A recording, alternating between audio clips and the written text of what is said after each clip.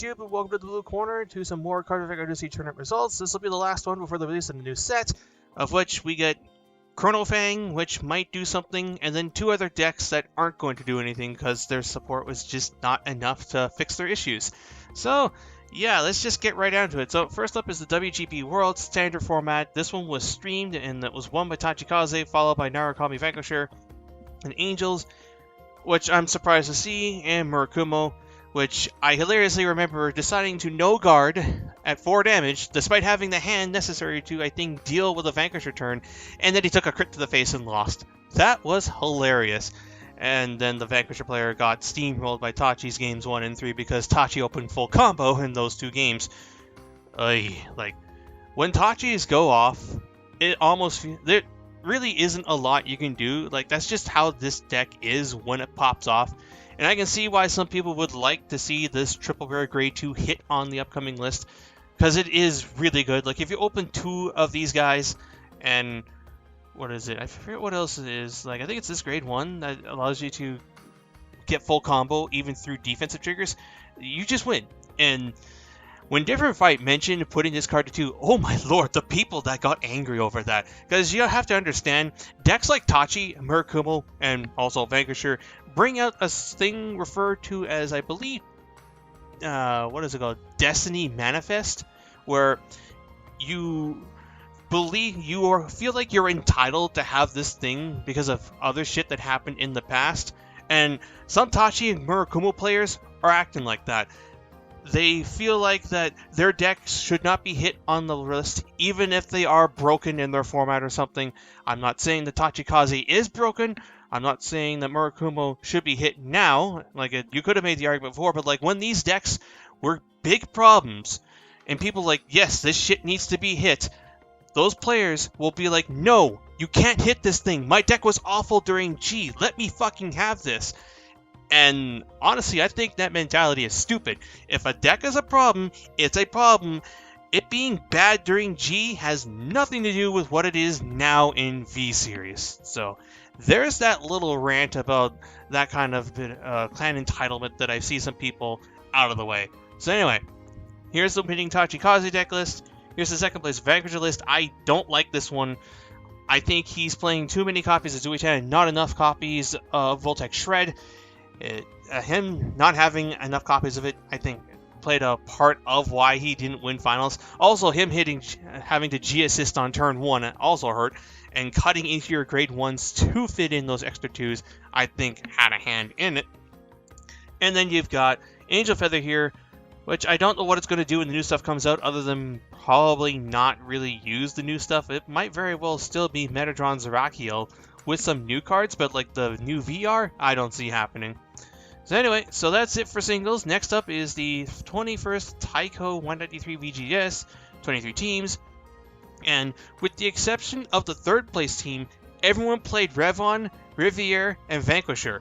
Third place team played Hyuga instead of Revon, but Vanquisher and Riviere was on every team. That's hilarious. So, look at the numbers here. BT most represented, followed by Narukami, 6 Aquas, 6 Shadows, 4 Tachis, 4 Murakumo. Yeah, like I said a bit earlier, you probably don't really need to go after Murakumo now just because they're just better decks at what it does. Don't get me wrong, Hyuga is still a very strong deck, and if something in that deck could be hit, maybe Shirayuki, but otherwise, I think as long as Vanquisher and Revon and Tachis exist, then I think there's enough decks that can evenly fight Kumo. But in any case, that's enough about that. And this one also has them providing who played in what slot. So the 2 Royal Paladin players played in the Fighter C slot, 2 Shadows across every slot, Gold played 1 and 2, Genesis played 1, Kagero played 2, Tachikaze played 1, 2, and 3, Murakumo played 1, 2, but no 3s, Nubutama played 1, Naru's played 5 and 1, 1 and 2, and 10 and 3. Holy crap. Were they just expecting to see that many free wins in there? Maybe. Then DI, Pale Moon, and Grand Blue all played in the second slot. Akos had everyone play in all slots, and Bermuda had everyone play in all slots. So, interesting.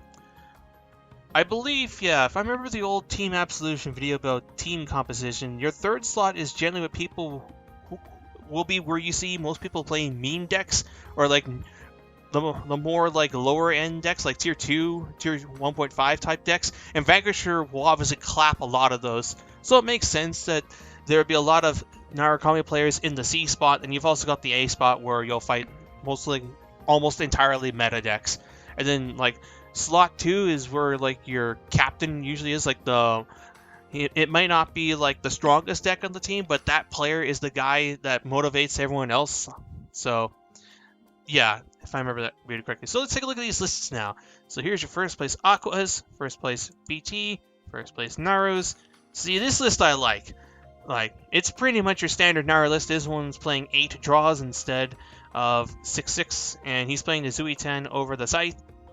Then you've got this Naru list. This one's playing Voltage Horn Dragon. I'm not too fond of that one. And Revon, BT, Vanquisher again. This was your more standard list. Then Murakumo. This one is Hyuga Shiryuki.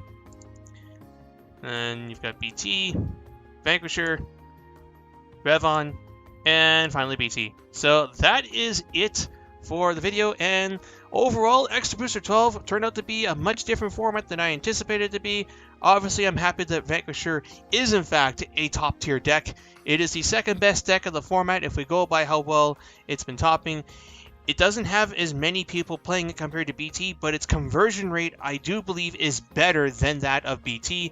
I think it's also got more wins under its belt than Riviere. Pacifica's got some wins, or at least one, but Riviere herself, I think, doesn't have any first places outside of teams. Otherwise, it's always been something else. So that does show that this deck is not the monster that Melody was before. And as we get more sets coming out, BT will probably be further and further curbed. Again, I don't think Extra Booster 13 is going to do anything to knock Riviere off best deck in format perch, but between Jet, Asha, and Altmal, maybe something will happen when that booster set comes around, but that's a bit of ways. So for the time being, we'll probably still see Riviere versus Vanquisher versus Revon, and then with the, I think, occasional appearance from Chrono Fang, and that's pretty much it for the video. So what else is there to really say? So the Q&A video is still on the horizon. I decided to postpone it a bit because the Vanguard ban list is coming up next week, so I'll probably just air it after that. That way I can give some thoughts on that if people want to